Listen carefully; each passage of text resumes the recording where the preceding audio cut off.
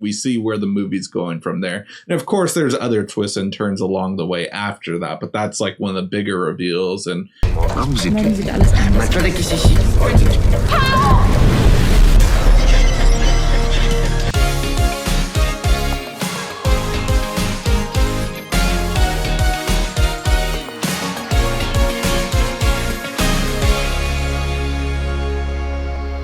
Drive-By Movies here. You are watching Fresh Releases. My name is James. My name is Blaze. And today we're checking out the recent film that's been on Shudder, Dawn Breaks Behind the Eyes. Der Tod steht schwarz und schweigt, und der Teufel geigt unterm Hochgericht.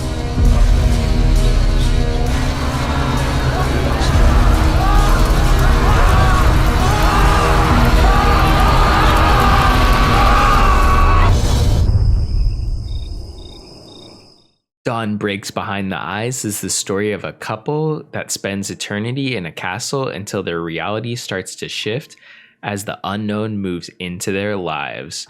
So this film came out, I think, a couple years ago. It's not super recent. It is available on Tubi and Shudder if you want to check it out there. But I thought it was a Shudder original. I guess it's not. I'm not really sure, but it is a German movie. It's kind of esoteric. It's got a little bit of everything. But anyways, James, what'd you think of this movie?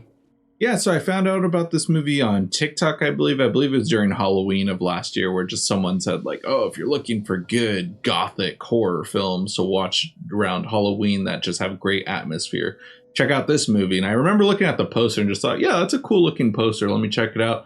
And then a movie that's 75 minutes. Oh, you like won me over with that. But yeah, this movie's interesting. I did like it, and it's probably original to a lot of people, but you and I have seen Society. You and I just saw Black Bear like a year ago. You and I have also seen what's it called? What's that awesome movie with One Cut of the Dead?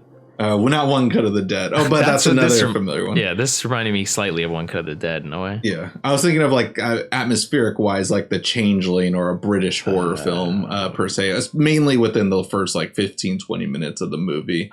But yeah, I mean, I'd say overall this movie's like good. I enjoyed it, but I've seen like so much of what this movie's inspired by that it didn't feel like original enough for me. But what are your thoughts on it? So there's that one film, the directors that made Amer, they make like silent movies. We watched one of them that was like this, I forget what it's called, but it was like a action Italian movie with like this house, and then like there's like a robbery gone wrong. Was it The Strange Color of Your Body's Tears or that's something like that? That's the movie. So that's the movie. I was trying to get around to that movie. Essentially, is that the movie you're thinking of? Yeah. No, not that one. It was the one I was thinking of, but that's what I just assumed you were talking about right now. Okay, yeah. So I actually didn't even mention Strange Color of Your Body's Tears, but that was the movie that I was thinking of. So funny enough, I just took some weird ass backwards way to get to it. But yeah, that's kind of the vibe that this movie gave me with like the experimental like cinematography at times. But I do think that movie like takes it up to like an insane number essentially. So if you're really wanting to look for that, there's other films that do that better. But like you said, I kind of agree with you. This movie, I think it did some interesting things, but being, I guess, film aficionados and stuff, pretty much everything that it did almost felt like another film had done it better and mainly just focused on it. Where this film, it does kind of meld together a bunch of different kind of ideas and topics and does them, fairly well. But it does seem like there's a little bit less cohesion than if you just focus on one sole thing. So I enjoyed the film for the most part. I mean, the runtime helps. I did feel like it felt way longer than the runtime though, so that's kind of a negative in a way. But yeah, like getting into, I guess, spoilers is kind of hard to talk about this movie without getting into spoilers, but this kind of the first 30 minutes, the first act of the movie is this kind of gothic horror masterpiece about this haunted house that basically people that go there, they kind of get trapped there and then they have to live out their life in eternity there. Kind of reminds me of what's the movie? A Ghost Story. David Lowery's A Ghost Story, kind of similar to that. And I kept thinking like, oh, I would kind of want a film that was all just that. And I'm like, wait, I've actually seen that movie already. It's David Lowery's A Ghost Story. So, which I like that movie, you know, be it the ghost interpretation is a little like cheesy and kind of hokey. I think the film overall like is very esoteric and enjoyable. Then we have this moment that's similar to One Cut of the Dead, where you kind of realize that what you've been watching all along is just like a movie on set, right? Yeah, which is what I meant by Black Bear. I don't know if you even remember that movie, but the Christopher Abbott, Aubrey Plaza movie.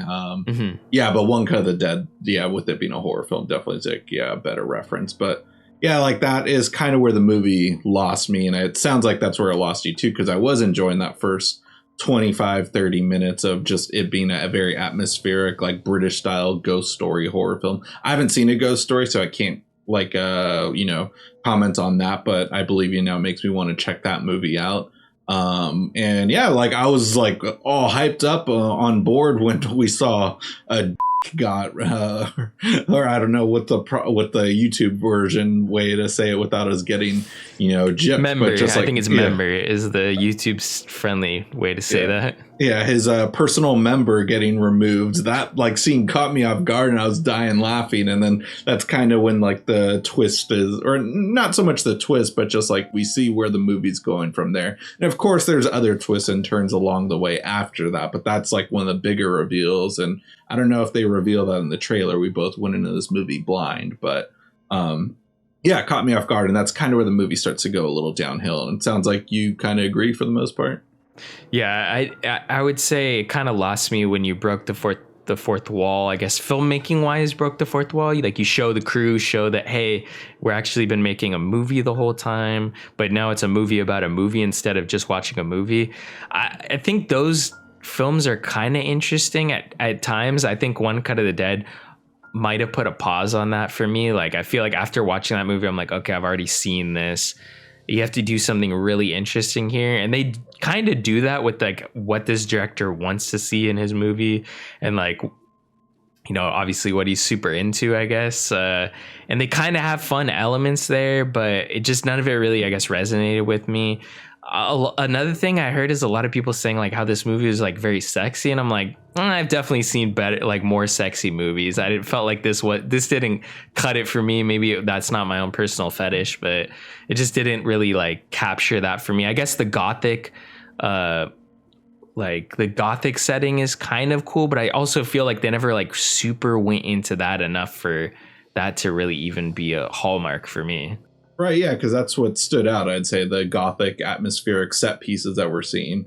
And then, of course, we're still using the same locations, but, I was reminded of like the orgy scene within Society and stuff. Like it almost looks like the whole reddish look. I mean, that's common with horror films, just the whole red light neon look for the most part, but just, orgy scene with that like kind of color tint to it. Like I just brought me back to the finale of the movie Society. And then also we just saw orgy scene that was like, the orgy scene to top of all time is always going to be the sadness. No movie's ever going to top that orgy scene, and not by a good way by any mean. I just mean that is a scene that you will never be able to get out of your head after watching that movie.